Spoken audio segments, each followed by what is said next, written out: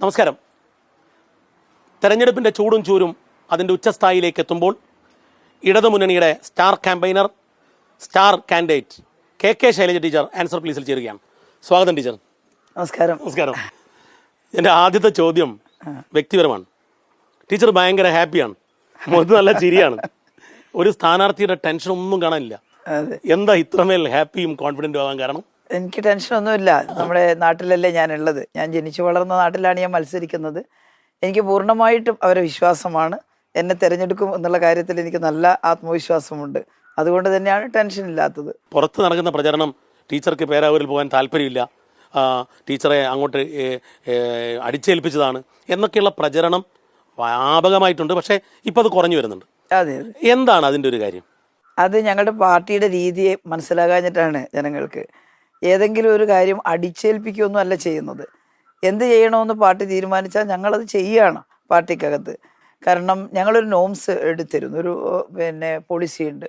2 term തുടർച്ചയായി ഒരു മണ്ഡലത്തിൽ മത്സരിച്ചവർ എളുപ്പത്തിൽ ജയിക്കുന്ന മണ്ഡലമാണെങ്കിൽ അവിടെ മത്സരിക്കേണ്ടതില്ല, അവിടെ പുതിയ ഒരാളെ കൊണ്ടുവരണം. അങ്ങനെയല്ലേ പുതിയ ആളുകളെ കൊണ്ടുവരാൻ പറ്റൂ. അപ്പോൾ മട്ടന്നൂരിന് വേറൊരു പ്രത്യേകതയും കൊണ്ടുണ്ട്. DYFIയുടെ സംസ്ഥാന സെക്രട്ടറി സഖാവ് VK സനോജ് എന്നെ പോലെ തന്നെ മട്ടന്നൂർ മണ്ഡലത്തിലാണ് താമസിക്കുന്നത്. അപ്പോൾ സനോജിനെ അവിടെ മത്സരിപ്പിക്കാൻ ഞങ്ങൾ തീരുമാനിച്ചു. അപ്പോൾ അങ്ങനെയാണെങ്കിൽ പേരാവൂർ ടീച്ചർ മത്സരിക്കണം, പേരാവൂർ മത്സരിച്ച് ജയിക്കും എന്നുള്ളതാണ് പാർട്ടിയുടെ കാഴ്ചപ്പാട്. ഈ ടീച്ചറുടെ ഒരു നിയമസഭാ ട്രാക്ക് റെക്കോർഡ് നമ്മളിങ്ങനെ പഠിക്കുമ്പോൾ ഏത് രാഷ്ട്രീയ വിദ്യാർത്ഥിക്കും കൗതുകരമായ കുറച്ച് കാര്യങ്ങളുണ്ട്. ടീച്ചർ ആദ്യം MLA ആവുന്ന കൂത്തുപറമ്പെന്നാണ്. അത് കഴിഞ്ഞ് പിന്നീട് ടീച്ചർ പോകുന്നത് പേരാവൂരാണ്, സ്വന്തം ജന്മനാട്ടിൽ. പിന്നീട് ടീച്ചർ വരുന്നത് വീണ്ടും കൂത്തുപറമ്പിലേക്കാണ്. പക്ഷെ മണ്ഡലം മാറി, പെരിങ്ങളം കൂത്തുപറമ്പായി മാറിയതിനു ശേഷം പിന്നെ വീണ്ടും മട്ടന്നൂരേക്ക്, അത് കഴിഞ്ഞ് വീണ്ടും പേരാവൂരേക്കാണ് പോകുന്നത്. ഇതിലെല്ലാം ടീച്ചർ കൃത്യമായി ജയിച്ചിട്ടുണ്ട്. അതിലൊരു രസകരമായ സാധനം, ഈ കൂത്തുപറമ്പിൽ ടീച്ചർ ആരോഗ്യമന്ത്രിയായി മാറിയ തെരഞ്ഞെടുപ്പിൽ ടീച്ചർ തോൽപ്പിച്ചത് UDFന്റെ സിറ്റിംഗ് മന്ത്രിയാണ്. ഇത് എങ്ങനെയാണ്? പ്രത്യേകിച്ച് ആ പെരിങ്ങളം ആയ ഒരു UDF മണ്ഡലത്തിലായിരുന്നു ടീച്ചർ മത്സരിച്ചത്. എന്തായിരുന്നു അതിൻ്റെ ഒരു ടീച്ചറുടെ ഒരു വ്യക്തിപ്രഭാവമാണോ അതോ എന്താ അതിൻ്റെ രഹസ്യം? ആദ്യം ഞാൻ കൂത്തുപറമ്പിൽ മത്സരിക്കുന്നു എന്ന് പറയുമ്പോൾ ഞാൻ പാർട്ടിയുടെ ഏരിയ കമ്മിറ്റി മെമ്പർ മാത്രമാണ്. അതെ അതെ. ആ സമയത്തെ കൂത്തുപറമ്പാണെങ്കിൽ പിണറായിയും PV കുഞ്ഞിക്കണ്ണനും എല്ലാം അടക്കമുള്ള വലിയ നേതാക്കന്മാർ മത്സരിച്ച മണ്ഡലമാണ്. ആ തവണയും ഞാൻ മത്സരിക്കുന്ന ആ തവണയും അവിടെ പിണറായി ആയിരിക്കും സ്ഥാനാർത്ഥിയെന്ന് പൊതുവെ നന്നായിട്ട് അങ്ങനെയാണ്. ആ മേഖലയിലാണല്ലോ സഖാവ് ഉള്ളത്. അപ്പോഴാണ് എന്നെ മത്സരിപ്പിക്കാൻ തീരുമാനിച്ചത്. അപ്പോൾ കണ്ണൂർ ജില്ലയിൽ നിന്ന് ഒരു സ്ത്രീയെ മത്സരിക്കുമ്പം ജയിക്കുന്ന ഒരു സീറ്റ് മത്സരിപ്പിക്കണം. നല്ല ഭൂരിപക്ഷത്തിന് അവിടെ ജയിക്കുകയും ചെയ്തു. അപ്പോൾ അതിൻ്റെ അടുത്ത തവണ സ്വാഭാവികമായിട്ടും 2ാമത്തെ തവണ ഒരു തുടർച്ച എന്നാണല്ലോ ആളുകൾ കരുതുക.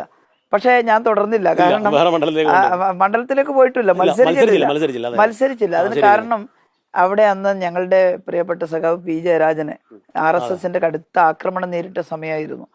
അപ്പൊ പിന്നെ അദ്ദേഹം കൂത്തുപറമ്പിലാണ് താനും. അപ്പൊ ഞങ്ങൾ എല്ലാവരും തീരുമാനിച്ചത് അവിടെ കൂത്തുപറമ്പിൽ ജയരാജൻ മത്സരിക്കണമെന്നാണ്. അതൊരു വികാരമായിരുന്നു. ജയരാജൻ അത്ര കടുത്ത ആക്രമണമായിരുന്നു. അപ്പോൾ അവിടെ ജയരാജൻ മത്സരിക്കണമെന്ന് തീരുമാനിച്ചു. ഞാൻ ആ 5 കൊല്ലം മത്സരിച്ചില്ല, ബ്രേക്കായി. അപ്പൊ ജയരാജൻ മത്സരിച്ചു. അതിന്റെ അടുത്ത തവണയാണ് എന്നോട് പേരാവൂർ മണ്ഡലം പിടിച്ചെടുക്കണം എന്ന് പറഞ്ഞുകൊണ്ട് എന്നെ അവിടത്തേക്ക് നിയോഗിക്കുകയായിരുന്നു.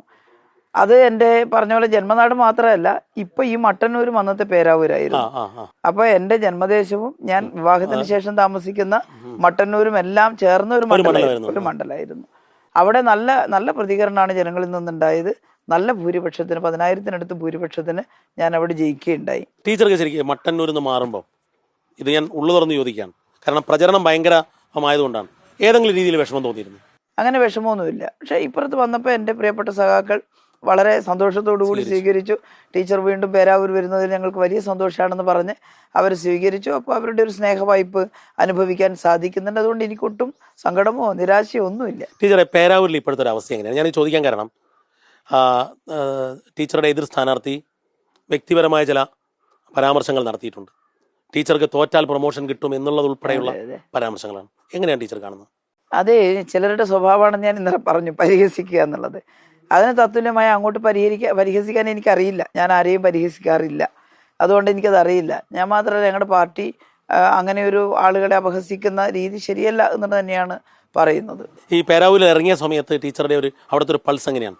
അതെ, ആളുകൾ പലതും 15 വർഷമായിട്ട് ദീപക് ഇവിടെ വളരെ എടുത്തു പറയാവുന്ന ഒരു വികസന പ്രവർത്തനം ജനപ്രതിനിധിയുടെ നേരിട്ടുള്ള ഇടപെടലിൻ്റെ ഭാഗമായിട്ടുണ്ടായിട്ടില്ല. അപ്പോൾ 15 വർഷം കൊണ്ട് ഒന്നും ഇല്ലാതിരിക്കില്ല. കാരണം 10 വർഷം LDFന്റെ കാലഘട്ടം അതിനകത്ത് ഉണ്ടായിരുന്നു. പൊതുവായി ചെയ്യുന്ന ചില വികസന പ്രവർത്തനങ്ങൾ LDF അവിടെ ചെയ്തിട്ടുണ്ട്. സത്യം പറഞ്ഞാൽ ഞാൻ നേരത്തെ പേരാവൂർ MLA ആയ സമയത്താണ് മലയോര ഹൈവേയുടെ അലൈൻമെന്റ് ഇടുന്നത്. അലൈൻമെന്റ് മാത്രമല്ല, അതിന് തുടക്കം കുറിച്ച് വള്ളിത്തോട് ഭാഗം പൂർത്തിയാക്കിയിരുന്നു. അവിടെ ബാക്കി ഭാഗത്തിന് അന്ന് കിഫ്ബി ഒന്നുമില്ല, വലിയ പൈസയില്ല. അതെ, ബജറ്റ് ഫണ്ട് മാത്രമേ ഉള്ളൂ. പക്ഷേ പിന്നീട് 5 വർഷക്കാലം UDF ആയിരുന്നല്ലോ, അവരത് ഒന്നും ചെയ്തില്ലല്ലോ മലയോര ഹൈവേയുടെ കാര്യത്തിൽ. അത് പൂർത്തിയാക്കിയതാരാ? ഇപ്പം LDF ഗവൺമെന്റ് 2016 പിണറായി സർക്കാർ വന്നപ്പോഴാണ് അതിന് പണം അനുവദിച്ചു, കിഫ്ബിയിൽ നിന്ന് കാശ് അനുവദിച്ചു, മലയോര ഹൈവേ ഭംഗിയായി പൂർത്തിയാക്കി. ഇങ്ങനെ അന്ന് അതുപോലെ 19-ാം മൈൽ പഴശ്ശി പദ്ധതിയിലേക്കുള്ള ആ റോഡ് മനോഹരമാക്കിയത്, പിന്നെ മാടത്തിൽ കീപ്പള്ളി റോഡ് ചെയ്തത്, ഇങ്ങനെ എണ്ണി പറയാവുന്ന ഒട്ടേറെ കാര്യങ്ങളുണ്ട്. എന്നാൽ കിഫ്ബി ഫണ്ടും കൂടി വരുന്ന സമയത്ത് നല്ല പ്രോജക്റ്റുകൾ തയ്യാറാക്കി നേരത്തെ സമർപ്പിച്ചിരുന്നെങ്കിൽ കുറേയും കൂടി കിട്ടുമായിരുന്നു നമുക്ക് പേരാവൂരിനെ. ഇനി നമ്മൾ പേരാവൂരിൽ നിന്ന് മാറണം. ടീച്ചർ പേരാവൂരിൻ്റെ മാത്രം ആളല്ല, കേരളത്തിന് മൊത്തമുള്ള ആളാണ്. കേരളത്തിലൊരു ഭരണ തുടർച്ചയുടെ സാധ്യത എല്ലാവരും പറയുന്നുണ്ട്. എത്രമാത്രം കോൺഫിഡൻ്റ് ആണ് ടീച്ചർ? ഞാൻ 100% കോൺഫിഡൻ്റ് ആണ്. കാരണം ഇത്ര വലിയ വികസന പ്രവർത്തനങ്ങളും ക്ഷേമ പ്രവർത്തനങ്ങളും 10 വർഷക്കാലത്തിനിടയിൽ നിരവധി പുതിയ പ്രോജക്റ്റുകൾ, ഇതെല്ലാം തുടരണ്ടേ കേരളത്തിൽ? ഉറപ്പായിട്ടും UDF വന്നിട്ടുണ്ടെങ്കിൽ ഇതെല്ലാം അസ്തമിപ്പിക്കും. അവരുടെ മുദ്രാവാക്യം തന്നെ ഇപ്പം ലൈഫ് മിഷൻ, ലോകത്തിന് അത്ഭുതമാണ്. ഏതെങ്കിലും ഒരു ഗവൺമെൻറ്, ഏതെങ്കിലും ഒരു സംസ്ഥാന ഗവൺമെൻറ് മുഴുവൻ ജനങ്ങൾക്കും വീടുണ്ടാക്കി കൊടുക്കാമെന്ന് പറഞ്ഞിട്ടുണ്ടോ? ഇനി വലിയ പദ്ധതികൾ, വിഴിഞ്ഞം പോർട്ട് എന്തായിരുന്നു അവസ്ഥ? അദാനി ഗ്രൂപ്പിനെ കേന്ദ്ര ഗവൺമെൻറ് ഏൽപ്പിച്ചു. അവസാനം അവർക്ക് ഇവിടുന്ന് ഗ്രൗണ്ട് സപ്പോർട്ടൊന്നും കൊടുക്കാൻ കഴിയാതെ പിന്നെ കഴിഞ്ഞ UDF സർക്കാരിൻ്റെ കാലത്ത് അവരതെല്ലാം ഉപേക്ഷിച്ച് പോയതല്ലേ. സഖാവ് പിണറായിയുടെ നേതൃത്വത്തിൽ ഗവൺമെൻറ് വന്നപ്പോഴാണല്ലോ വീണ്ടും അവരെ വിളിച്ചു വരുത്തി. അവരുടെ കരാർ റദ്ദാക്കാനൊന്നും നമ്മൾ വിചാരിച്ചാൽ സാധിക്കില്ല, നേരത്തെ ഉള്ളതാണ്. എന്നാൽ ആരായാലും വേണ്ടില്ലേ, പോർട്ടുണ്ടാവണം. അതെ, വികസനം വരണം. ടീച്ചർ പറയുന്നത് വികസനം ഒരു പ്രധാനപ്പെട്ട കാര്യമാണ്. അപ്പോൾ വികസനത്തിന് വോട്ട് എന്നുള്ള നിലയിലാണ് ഈ ഇടതു ഭരണ തുടർച്ച 3-ാം ടേമിലേക്ക് പോകുന്നത്. അതെ, വികസനത്തിനും ക്ഷേമത്തിന്റെ കാര്യം. ഒരു ഭാഗത്ത് വലിയ വികസനം നടത്തുമ്പോൾ ഗ്രാമത്തിലെ സാധാരണക്കാരെ കാണാതിരിക്കാൻ നമുക്ക് പറ്റില്ല. അവരുടെ ജീവിതം പതിയെ മെച്ചപ്പെടുത്തണം. അതിനുവേണ്ടിയാണ് ഈ പെൻഷൻ 2000 ആക്കിയത്. ഇനി 3ാമതും ഇടതുപക്ഷം വന്നാൽ ഇടതുപക്ഷം വർദ്ധിപ്പിക്കും. എന്നാൽ UDF എപ്പോഴെങ്കിലും വർദ്ധിപ്പിച്ചിട്ടുണ്ടോ? 10 രൂപ വർദ്ധിപ്പിച്ചിട്ടുണ്ടോ അതിനകത്ത്? അത് ചെയ്യാത്തവർ എങ്ങനെയാണ് അതിൻ്റെ എല്ലാം അവകാശം പറയുക? അതുകൊണ്ട് പെൻഷൻ വാങ്ങുന്ന ജനങ്ങൾ LDF വരണം എന്ന് ആഗ്രഹിക്കുന്നു എന്നാണ് ഞാൻ മനസ്സിലാക്കുന്നത്. ഭരണ തുടർച്ച ഉണ്ടാകുമെന്ന് ടീച്ചർ ആത്മവിശ്വാസം പ്രകടിപ്പിക്കുമ്പോഴും ഇടതു മുന്നണിക്ക് മുൻപിൽ, CPM-ന് മുൻപിൽ ഒരുപാട് പ്രതിസന്ധികളുണ്ട്. അത് അമ്പലപ്പുഴയിലാണെങ്കിൽ G. സുധാകരൻ്റെ രൂപത്തിലാണ്, തളിപ്പറമ്പിലാണെങ്കിൽ TK ഗോവിന്ദൻ്റെ രൂപത്തിലാണ്. ഇങ്ങനെ പല രൂപത്തിൽ കുഞ്ഞികൃഷ്ണൻ, ഇങ്ങനെയൊക്കെ നിൽക്കുമ്പോൾ എങ്ങനെയാണ് ഇത്ര കോൺഫിഡൻസോടെ പറയാൻ പറ്റുക? മാത്രമല്ല, ഇവർ പാളയത്തിലാണ് പടയൊരുക്കിയിരിക്കുന്നത്. എങ്ങനെ അത് മനസ്സുകൊണ്ട് അംഗീകരിക്കാൻ പറ്റുന്നു എന്ന് മനസ്സിലാവുന്നില്ല. നമ്മളൊക്കെ ഇതുവരെ പറഞ്ഞ് ഈ പാർട്ടി വിട്ട് പോയിട്ടുള്ള എല്ലാവരും ഇതുവരെ പറഞ്ഞുകൊണ്ടിരുന്നത് എന്തിനെതിരായിട്ടാണോ ആ എതിരായിട്ടുള്ള ആശയത്തോട് വളരെ പെട്ടെന്ന് താതാത്മ്യം പ്രാപിക്കുന്നത് എങ്ങനെ, അത് ഒരു മനസ്സിലാക്കാൻ കഴിയുന്നില്ല. പക്ഷേ നമ്മൾ മനസ്സിലാക്കേണ്ടത് ഇതൊരു വ്യക്തിയല്ല, ഇതൊരു പ്രസ്ഥാനമാണ്. ഈ പ്രസ്ഥാനത്തിൽ ഒരിക്കൽ പോലും ഒരു പഞ്ചായത്ത് മെമ്പറോ MLA ഒന്നും ആകാൻ കഴിയാത്ത, അതിനൊന്നും ആഗ്രഹിക്കാത്ത 10,000-കണക്കിന് പാർട്ടി മെമ്പർമാരും അനുഭാവികളും ഉണ്ട്. 140 മണ്ഡലങ്ങളല്ലേ ഉള്ളൂ. അവിടെ എത്ര പേർക്ക് MLA ആവാൻ പറ്റും? ഈ പാർട്ടിയുടെ ഒരു ലക്ഷ്യം അതൊക്കെ മനസ്സിലാക്കിയിട്ടാണ് ഈ പാർട്ടിയിൽ ചേർന്നിട്ടുള്ളതെങ്കിൽ, അതിനുവേണ്ടിയാണ് ഈ പ്രവർത്തനമൊക്കെ നടത്തുന്നതെങ്കിൽ അങ്ങനെ വിട്ടുപോകാൻ അനുഭാവികളും തയ്യാറാവില്ല, മെമ്പർമാരും തയ്യാറാവില്ല. അമ്പലപ്പുഴയിൽ CPM ജയിക്കും. അമ്പലപ്പുഴയിൽ CPM ജയിക്കും. അവിടെ സഹാക്കൾ കൂടുതൽ ആവേശത്തോടു കൂടി ഇത് CPM-ന്റെ അനുഭാവികളും അണികളും ഇഷ്ടപ്പെടില്ല. കാരണം കോൺഗ്രസിന്റെ ആശയത്തോട് ചേർന്ന് അവരുടെ പിന്തുണയോടുകൂടി മത്സരിക്കുക എന്ന് പറയുന്നത് ഒരിക്കലും CPM-ന്റെ അനുഭാവികളൊന്നും ഇഷ്ടപ്പെടില്ല. Teacher G. സുധാകരനുമായി നല്ല സൗഹൃദമായിരുന്നു പണ്ട്. അതെ, പണ്ടല്ല, ഇപ്പോഴും സൗഹൃദത്തിന് കുറവൊന്നും ഉണ്ടായിട്ടില്ല. ടീച്ചർ സംസാരിച്ചിരുന്നോ ഈ സമയത്ത്? ഞാൻ പൊളിറ്റിക്കലായിട്ട് ഞങ്ങൾ ആരാണ് അങ്ങനെ അവിടെ പോയിട്ട് അതിന് ചുമതലപ്പെട്ട ആളുകളുണ്ട്, അവരാണ് സംസാരിക്കുന്നത്. ടീച്ചർ പ്രതീക്ഷിച്ചിരുന്നോ ഇങ്ങനെ G. സുധാകരൻ? ഞാൻ ഒട്ടും പ്രതീക്ഷിച്ചിട്ടില്ല. മറ്റാരും പോയാലും സുധാകരൻ സഖാവ് അങ്ങനെ പോകുന്നുള്ളത് ഞാൻ സത്യം പറഞ്ഞാൽ ഞാൻ പ്രതീക്ഷിച്ചിട്ടേ ഇല്ല. മുഖ്യമന്ത്രി അദ്ദേഹത്തെ വിളിച്ചു, പക്ഷെ ഫോൺ എടുത്തില്ല. അത് കഴിഞ്ഞ് ജില്ലാ സെക്രട്ടറി അവിടെ പോയിട്ട് ഫോൺ കൊടുക്കാമെന്ന് പറഞ്ഞു, വേണ്ടെന്ന് പറഞ്ഞു. അപ്പൊ നേരത്തെ തന്നെ ഒരു ഡീൽ ഉറപ്പിച്ചതായിരിക്കും എന്നാണ് CM പറഞ്ഞത്. ടീച്ചർക്ക് എന്താ തോന്നിയത്? അതെ, അത് മുഖ്യമന്ത്രി സാധാരണ ഒരാളെ വിളിക്കാതെ വിളിച്ചൊന്നും പറയുന്ന ആളല്ല. നമ്മൾ കുറെ കാലമായില്ലേ അദ്ദേഹത്തെ കാണുന്നു. മാത്രമല്ല ഇവരെല്ലാം നല്ല സൗഹൃദം മുഖ്യമന്ത്രിയോട് പുലർത്തുന്ന ആളുകളായിരുന്നു. അതുകൊണ്ട് അങ്ങനെയുള്ള ഒരാൾ വിളിക്കുമ്പോൾ ഫോൺ എടുക്കില്ല നമുക്ക് സങ്കല്പിക്കാൻ സാധിക്കുന്നില്ല. എന്തുകൊണ്ടാണ് അദ്ദേഹം എടുക്കാത്തതെന്ന് എനിക്ക് ഇപ്പോഴും മനസ്സിലാവുന്നില്ല. ഇനി നമുക്ക് തളിപ്പറമ്പിലേക്ക് പോയാൽ അങ്ങയുടെ പഴയ സഹപ്രവർത്തകയാണ് സ്ഥാനാർത്ഥി ശ്യാമള ടീച്ചർ. ടീച്ചറുടെ ഭാഷയിൽ പറഞ്ഞാൽ എൻ്റെ ഒരു അനിയത്തി എന്നാണ് പറയാറ്. പക്ഷേ അവിടെ പ്രശ്നങ്ങളുണ്ട്. ശ്യാമള ടീച്ചർ സ്ഥാനാർത്ഥിയായതിൻ്റെ പേരിൽ ശൈലജ ടീച്ചറുടെ പേര് കൂടി ചേർത്താണ് കഥകൾ. ശൈലജ ടീച്ചർക്ക് ഒരു സുരക്ഷിത മണ്ഡലം കൊടുക്കാതെ ശ്യാമള ടീച്ചറെ ഗോവിന്ദ മാസ്റ്റർ സുരക്ഷിത മണ്ഡലത്തിൽ കുടുംബവാഴ്ച എന്നാണ് പറയുന്നത്. എന്താ ടീച്ചർക്ക് തോന്നുന്നത്? ഇത് ഗോവിന്ദ മാഷ ഒരാളല്ലല്ലോ സ്ഥാനാർത്ഥികളെ നിശ്ചയിക്കുന്നത്. ശ്യാമള SFIയിലൂടെ വളർന്നു വന്ന ബാലസംഘം SFI പ്രവർത്തനത്തിലൂടെ വളർന്നു വന്ന ഒരു സഖാവാണ്. അതിനുശേഷം മഹിളാ അസോസിയേഷന്റെ ഭാരവാഹിത്വത്തിലേക്ക് വന്നിട്ടുള്ള ഒരാളാണ്. ഇതൊക്കെയാണ് ഒരാൾക്ക് സമൂഹത്തിൽ പ്രവർത്തിക്കാനുള്ള ഏറ്റവും വലിയ യോഗ്യത എന്നാണ് ഞാൻ കരുതുന്നത്. ഈ TK ഗോവിന്ദൻ മാഷ് ടീച്ചറോടൊപ്പം സെക്രട്ടേറിയറ്റിൽ ഉണ്ടായിരുന്ന ആളാണ്. ജില്ലാ സെക്രട്ടേറിയറ്റിൽ നമ്മൾ ഒരുമിച്ച് ജില്ലാ കമ്മിറ്റി പ്രവർത്തിച്ച ആളാണ്. കണ്ണൂർ ജില്ലയിലൊക്കെ ഒരു സെക്രട്ടേറിയറ്റ് അംഗമൊക്കെ ഇങ്ങനെ പാർട്ടി വിട്ട് പോകാൻ എങ്ങനെ സാധിക്കുന്നു ടീച്ചറെ? പാർട്ടിക്കും ചിലത് തിരുത്താനുണ്ടാകില്ലേ? അദ്ദേഹം എങ്ങനെയാണ് പാർട്ടിയെ വിട്ടു പോവുക? അതൊരു വലിയ സംഭവമായി പോയി. എന്തായാലും അത് പ്രതീക്ഷിച്ചതല്ല. നേരത്തെ പറഞ്ഞതുപോലെ നമ്മളൊരു ഒരു പരിശോധന അത്തരം കാര്യങ്ങളിൽ നടത്തേണ്ടതായിട്ടുണ്ട് എന്നുള്ളത് തന്നെയാണ് തോന്നുന്നത്. ടീച്ചറെ, ജി സുധാകരൻ ഒരു ഭാഗത്ത്, ഐഷ പൊറ്റി, ഏറ്റവും ഒടുവിൽ ഇപ്പം കാരാട്ട് റസാക്ക്, ഇന്നത്തെ എടുത്തു നോക്കിയാൽ കാരാട്ട് റസാക്ക് ലീഗിലേക്ക് തിരിച്ചു വന്നു. അപ്പോൾ ഇടത് ക്യാമ്പിലുള്ള ഇടതിൻ്റെ മുഖമായി നിന്നിരുന്ന കുറേ പേരിങ്ങനെ പോകുന്നത് പാർട്ടി ഗൗരവത്തിലെടുക്കേണ്ടതല്ലേ? അതെ, അത് പാർട്ടി എല്ലാ തവണയും പരിശോധിക്കാറുണ്ട്. ഇത് മാത്രമല്ല, മുമ്പും ചിലരൊക്കെ പോകാറുണ്ട്. പക്ഷെ ഇപ്പം ഇന്ന് മാധ്യമങ്ങളൊക്കെ ഉള്ളത് കൊണ്ടും വളരെ വിസിബിൾ ആയതുകൊണ്ടും വലിയ പ്രചാരണം കിട്ടുന്നു എന്നുള്ളതേ ഉള്ളൂ. ചില അസംതൃപ്തർ പലപ്പോഴും പാർട്ടിക്കകത്ത് ഉണ്ടാകാറുണ്ട്. അങ്ങനെ അസംതൃപ്തി ഉണ്ടാകുമ്പോൾ അവർ പാർട്ടി വിട്ട് പല ഘട്ടങ്ങളിൽ, ഇപ്പോഴായിട്ടല്ല, പോയിട്ടുണ്ട്. അല്ല, ഈ പോകുന്നത് തടയാൻ ഒരു ഇടപെടൽ വേണ്ടേ ടീച്ചറെ? കാരണം ഇതിൽ നിന്ന് പോകുന്നവർ പോട്ടെ എന്നുള്ള ഒരു നയം ശരിയാണോ? അങ്ങനെ ഒരിക്കലും പാർട്ടി ഒരു നയം സ്വീകരിച്ചിട്ടില്ല. അസംതൃപ്തി കാണിച്ചിട്ടുള്ളവരോടെല്ലാം പാർട്ടി ചർച്ച ചെയ്തിട്ടുണ്ട്. ഇതാണ് പാർട്ടിയുടെ രീതി, അല്ലെങ്കിൽ ഇതാണ് പാർട്ടിയുടെ സാധ്യത. അത് വെച്ചിട്ടാണ് നമ്മൾ കാര്യങ്ങൾ ചെയ്യുന്നത്. അതുകൊണ്ട് നിങ്ങൾ അങ്ങനെയുള്ള അസംതൃപ്തിയിലേക്ക് പോകരുത്. എല്ലാം നമുക്ക് പാർട്ടിക്കകത്താണ് ചർച്ച ചെയ്യുന്നത്. അത് പലരും അനുസരിക്കും, ചിലരനുസരിക്കില്ല. അനുസരിക്കാത്തവർ പോയിട്ടുണ്ട്. അതൊരു പരിശോധന നടത്താം. എന്താണ് ഇത്രയും ഉയർന്ന കമ്മിറ്റിയിലൊക്കെ ഉള്ള ആളുകൾ പോകുന്നത് എന്നതിനെക്കുറിച്ച് പാർട്ടി പരിശോധിക്കട്ടെ. മന്ത്രി എന്നുള്ള നിലയിൽ കേരളത്തിൻ്റെ മനസ്സിൽ എന്നും ഓർമ്മിക്കുന്ന ഒരാളാണ് ശൈലജ ടീച്ചർ. അതിന് കാരണം ടീച്ചർ ആരോഗ്യമന്ത്രിയായിരിക്കുമ്പോഴായിരുന്നു കേരളം ഇന്നോളം കണ്ടിട്ടില്ലാത്ത ഏറ്റവും വലിയ പ്രതിസന്ധിയെ നേരിട്ടത്. കോവിഡ് കാലം, നിപ്പ കാലം, പ്രളയകാലം, ഇതെല്ലാം ആരോഗ്യവകുപ്പുമായി ബന്ധപ്പെട്ടതായിരുന്നു. ഇപ്പം പുറകോട്ട് തിരിഞ്ഞു നോക്കുമ്പോൾ ടീച്ചറുടെ മനസ്സിൽ എന്താണ് ആ കാലത്തെക്കുറിച്ച്? വളരെ സംതൃപ്തമായിട്ടുള്ള ഒരു കാലഘട്ടമാണത്. നമുക്കൊരിക്കലും പൂർണ്ണ സംതൃപ്തി ഉണ്ടാവില്ലല്ലോ. നമ്മൾ ചെയ്യാൻ ആഗ്രഹിക്കുന്ന കാര്യങ്ങൾ വളരെ കൂടുതൽ, എന്നാൽ ചെയ്യാൻ കഴിയുന്നത് അത്രത്തോളം വരില്ല. അങ്ങനെയാണെങ്കിലും ആരോഗ്യമന്ത്രി എന്നുള്ള നിലയിലുള്ള 5 വർഷം എന്നെ സംബന്ധിച്ച് എൻ്റെ ജീവിതത്തിൽ ഒരുപാട് അനുഭവങ്ങൾ ഉണ്ടാക്കി തന്നിട്ടുള്ളൊരു കാലഘട്ടമാണ്. ഞാൻ എന്നെ പാർട്ടി ഏൽപ്പിച്ച എല്ലാ ഉത്തരവാദിത്വവും എൻ്റെ കഴിവിൻ്റെ പരമാവധി ചെയ്യാൻ ശ്രമിച്ചിട്ടുണ്ട്. ഇപ്പോൾ ദീപക് പറഞ്ഞതുപോലെ ക്രൈസിസ്, നിപ്പ ആദ്യമായിട്ടാണ് വരുന്നത്.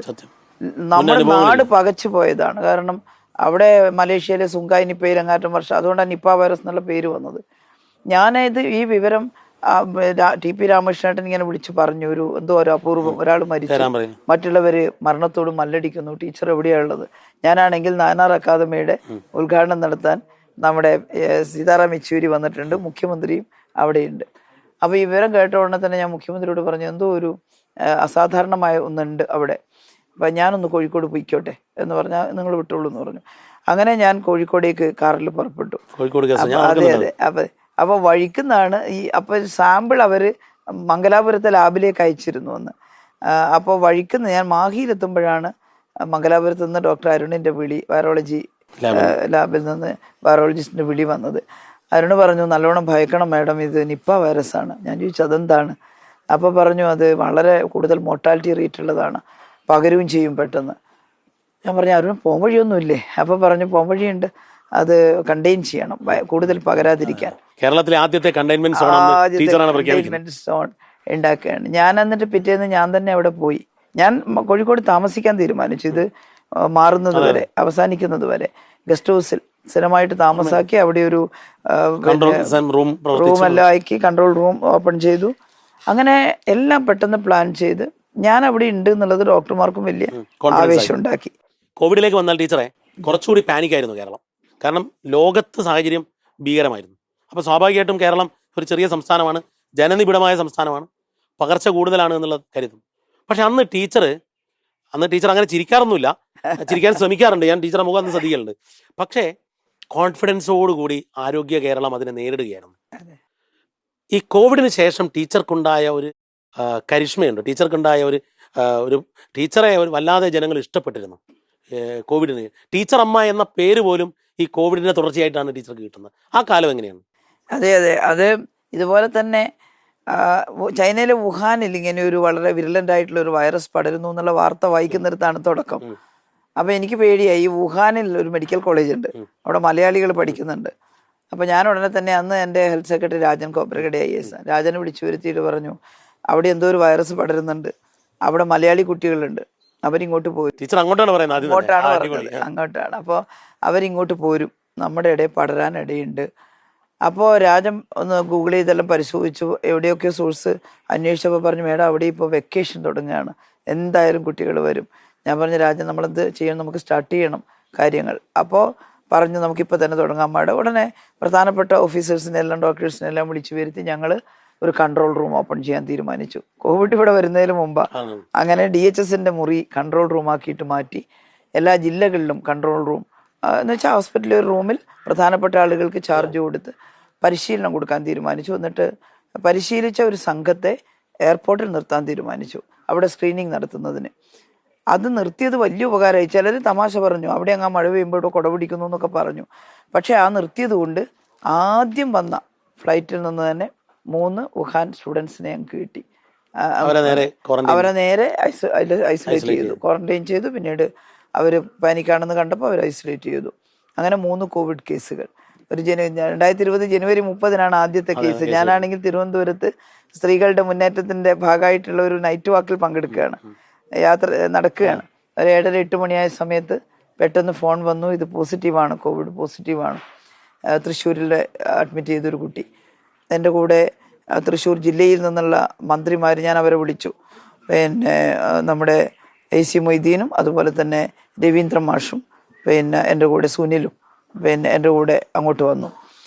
രാജൻ കോബ്രഗഡെയും വന്നു. ഞങ്ങളവിടെ എത്തുമ്പം 12:30 കഴിഞ്ഞിരുന്നു. ഒരു നിമിഷം പാഴാക്കാതെ നിപ്പയിൽ ട്രെയിനിങ് കൊടുത്ത ഡോക്ടർമാരൊക്കെ തൃശ്ശൂരെത്തി.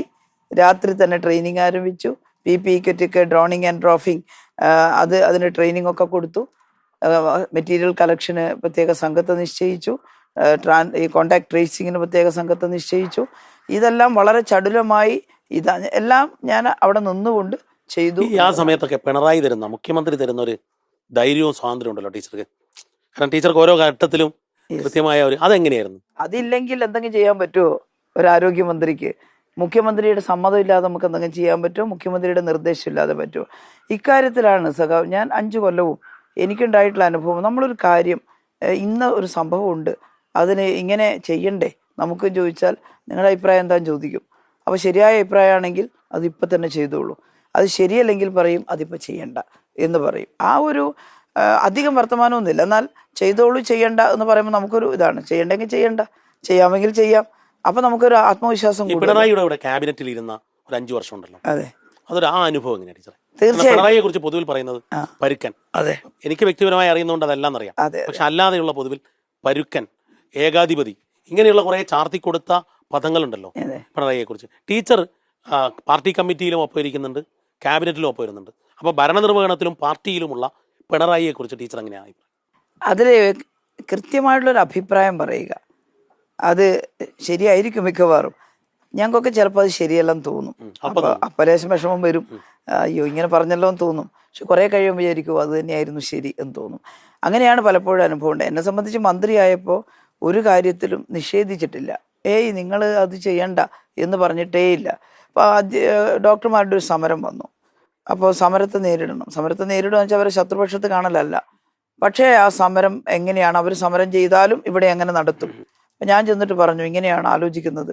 അപ്പോൾ പറഞ്ഞു നിങ്ങളതെല്ലാം പ്ലാൻ ചെയ്തിട്ടുണ്ടോ? പ്ലാൻ ചെയ്തിട്ടുണ്ട്, എന്നാൽ പിന്നെ അങ്ങനെ ചെയ്തോളൂ. അപ്പോൾ അത് കഴിഞ്ഞിട്ടാണ് കുറച്ച് കഴിയുമ്പോൾ ഡോക്ടർമാർ സമരം അവസാനിപ്പിച്ചു വന്നു. നമ്മൾ ആ പ്രശ്നം പരിഹരിച്ചു.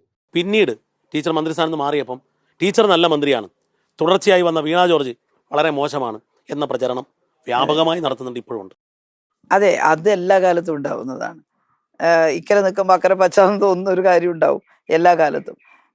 അത് ഈ കഴിഞ്ഞ ഗവൺമെന്റ് ചെയ്ത് തുടങ്ങിയിട്ടുള്ളതാണ് ഏറെ കാര്യങ്ങൾ. അത് അങ്ങനെ വരുള്ളൂ. അത് ഞാനെല്ലാവരായാലും അന്നാണ് ഈ മിഷനുകളൊക്കെ തുടങ്ങി ഒരുപാട് കാര്യങ്ങൾ. അപ്പം മിഷന്റെ ഭാഗമായിട്ട് മാത്രമല്ല, ഇപ്പം ഈ ഹെൽത്ത് പദ്ധതി അത് നേരത്തെ പറഞ്ഞതുപോലെ ബോൾഡ് ആയിട്ടുള്ള ഒരു കൃത്യമാണ്. അത് തുടങ്ങണോ വേണ്ടിയോ ഞാൻ മുഖ്യമന്ത്രിയോട് ചോദിച്ചു. അപ്പം നിങ്ങൾ ഒരു കാര്യം ചെയ്തു, നിങ്ങൾ എല്ലാവരുടെയും മുന്നണിയിൽ എല്ലാവരുടെയും അഭിപ്രായം ചെയ്യണം. ഇതൊക്കെ ചെയ്യാണ്ട് നമുക്ക് മുന്നോട്ട് പോകാൻ പറ്റില്ല എന്നൊരു വാക്കുകൂടി പിണറായി പറഞ്ഞു. അപ്പം എനിക്ക് ധൈര്യമായി. അങ്ങനെ ഉറച്ചു തീരുമാനിച്ചു ഈ ഹെൽത്ത് ഇംപ്ലിമെന്റ് ചെയ്യണമെന്ന്. ഇന്ന് കേരളത്തിലെ 800ഓളം ആശുപത്രികൾ ഈ ഹെൽത്ത് നടത്തുന്നു. കഴിഞ്ഞ എൻ്റെ ആ കാലഘട്ടത്തിലാണ് ഉദ്ഘാടനം ചെയ്തത്. അന്ന് 10-400 ഹോസ്പിറ്റൽ ചെയ്തു. ഇപ്പൊ അത്ര തന്നെ ചെയ്തിട്ടാണല്ലോ 800ലേക്ക് എത്തിയത്. അപ്പൊ അതിന്റെ തുടർച്ചയാണല്ലോ ഇത്. അതുപോലെ ക്യാൻസർ സ്ട്രാറ്റജിക് ആക്ഷൻ പ്ലാൻ അന്ന് തുടങ്ങി. 3 സൂപ്പർ സ്പെഷ്യാലിറ്റികൾ ജില്ലയിലേക്ക് വ്യാപിപ്പിച്ചു. ഈ ടോട്ടൽ ട്രോമ കെയർ സിസ്റ്റം തുടങ്ങി. 315 ആംബുലൻസുകൾ റോഡിൽ വിന്യസിച്ചു. അതെല്ലാം ഈ നേട്ടങ്ങളുടെ പട്ടിക ടീച്ചർ പറയുമ്പോൾ ഞാൻ ഇടയ്ക്ക് ഒരു ചോദ്യം ചോദിക്കുകയാണ്. കേരളത്തിന് ഇനിയും ശൈലജ ടീച്ചറെ ആരോഗ്യമന്ത്രിയായി കാണാൻ സാധിക്കും? അയ്യോ, അങ്ങനെയൊന്നും പറയുന്നതിൽ യാതൊരു അർത്ഥവുമില്ല. കാരണം ഗവൺമെന്റ് ഇടതുപക്ഷ ജനാധിപത്യ മുന്നണി ജയിച്ചു കഴിഞ്ഞാൽ ഇടതുപക്ഷ മുന്നണിയും ഞങ്ങളുടെ പാർട്ടി ആലോചിക്കും, ഇടതുപക്ഷ മുന്നണി ആലോചിക്കും, എന്നിട്ടാണ് എല്ലാവരെയും തീരുമാനിക്കുക. അതുകൊണ്ട് ഞാൻ ഇവിടെ തെരഞ്ഞെടുപ്പ് മത്സരിക്കുമ്പം തന്നെ അങ്ങനെയൊന്നും പറയാൻ പറ്റില്ല. അത് ഗവൺമെന്റ് തീരുമാനിക്കും എന്താണെന്നുള്ളത്, പാർട്ടി തീരുമാനിക്കും എന്താണെന്നുള്ളത്. വീണ്ടും ഒരു മന്ത്രി ആയാൽ കേരളത്തിന് ഒരുപാട് കാര്യങ്ങൾ ചെയ്യാൻ പറ്റും എന്നുള്ളൊരു ആത്മവിശ്വാസം അത് 100% ഉണ്ട്. കാരണം ഞാൻ കഴിഞ്ഞ 5 വർഷക്കാലം ചെയ്തതും തുടങ്ങി വെച്ചതുമായിട്ടുള്ള ഒട്ടേറെ കാര്യങ്ങളുണ്ട്. അപ്പോൾ അത് കുറേ തുടർച്ചയായിട്ട് വീണ ജോർജിൻ്റെ കാലത്ത് അത് പൂർത്തിയായിട്ടുണ്ട്. പിന്നെ കുറേ പുതിയ കാര്യങ്ങളും വന്നിട്ടുണ്ട്. അപ്പോൾ ആരോഗ്യ മേഖലയിൽ ചെയ്യാൻ ഒട്ടേറെ കാര്യങ്ങൾ ഉണ്ട്. കേരളം അതിന് പ്രാപ്തമാണ്, LDF പ്രാപ്തമാണ്, LDF അത് ചെയ്യും. പാർട്ടി ചോദിച്ചാൽ ടീച്ചർ ആരോഗ്യമന്ത്രിയാവും വീണ്ടും? ഒന്നും ഞാനിപ്പോൾ അങ്ങനെ പറയുന്നത് ആ ചോദ്യത്തിനേ പ്രസക്തിയില്ല അല്ലേ. ചോദിച്ചാൽ ആകാശത്താണ് അല്ലേ. ഇല്ല, ഞാൻ പറയില്ല എന്ന് മാത്രമല്ല, അങ്ങനെ ഇപ്പോൾ അതിന് പ്രസക്തിയില്ല ചോദിക്കുന്നത്. മറ്റൊന്ന് അവസാനമായി, കേരളത്തിൽ സ്ത്രീ ശാക്തീകരണം, വനിതാ മുന്നേറ്റം ഒക്കെ നമ്മൾ എപ്പോഴും ചർച്ച ചെയ്യാറുള്ളതാണ്. കേരളത്തിലൊരു വനിതാ മുഖ്യമന്ത്രി എന്നെങ്കിലും ഉണ്ടാകും? എന്നെങ്കിലും എന്നൊരു ക്ലോസ് വെച്ച് ചോദിക്കുമ്പോഴാണ് നമുക്ക് എന്തെങ്കിലും ഉണ്ടാവുമെന്ന്, എനിക്കിപ്പോൾ ഉണ്ടാവില്ല എന്ന് പറയാൻ പറ്റുമോ? പറ്റില്ല, വരാനിരിക്കുന്ന സാഹചര്യമല്ലേ. അപ്പോൾ ഇപ്പം കേരളത്തിനൊരു മുഖ്യമന്ത്രി ഉണ്ട്, വളരെ ശക്തമായി ഈ കേരളത്തെ നയിക്കുന്ന, വളരെ ഭാവനാപൂർണമായി കേരളത്തിൽ മാറ്റം ഉണ്ടാക്കിയ. അതിൻ്റെ ഇടയിൽ കയറിയിട്ട് ഒരു സംവരണം ആവശ്യപ്പെടുന്നത് പോലെ ചോദിക്കേണ്ട ഒരു അവസ്ഥ ഇപ്പോഴില്ല. കേരളത്തിലെ സ്ത്രീകൾ കാരണം ആ രീതിയിൽ ആഗ്രഹിക്കുമല്ലോ, അതുകൊണ്ടും അത് മുന്നണിക്ക് പൊതുവിൽ, കാരണം പണ്ട് KR ഗൗരി കേരളം ഭരിക്കുമെന്ന് പറഞ്ഞ ഒരു മുന്നണിയും പാർട്ടിയുമാണ് കേരളത്തിലേത്. അത് ഞാൻ പറഞ്ഞില്ലേ, ഇതൊരു സാഹചര്യത്തിൻ്റെ സൃഷ്ടിയാണ് ഇതെല്ലാം. കുറേ ചർച്ചകൾ നടക്കും. അപ്പോൾ ഇന്നത്തെ രാഷ്ട്രീയ സാഹചര്യത്തിൽ ആരാവുന്നതാണ് ഉചിതം? അതിന് സംവരണം, ഒരു മുഖ്യമന്ത്രി സ്ഥാനം ഒന്നല്ലേ ഉള്ളൂ, അതിൻ്റെ അകത്ത് സംവരണമൊന്നും ചോദിക്കാൻ പറ്റില്ല.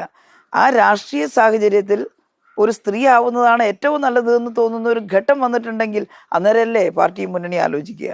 അപ്പം ഇന്നത്തെ രാഷ്ട്രീയ സാഹചര്യത്തിൽ ഇതാണ് ശരി എന്ന് തോന്നിയാൽ അത് ചെയ്യും, അത്രേ ഉള്ളൂ. അപ്പോൾ ടീച്ചർക്ക് എല്ലാ വിജയാശംസകളും. Thank you Deepak, thank you. ശരി.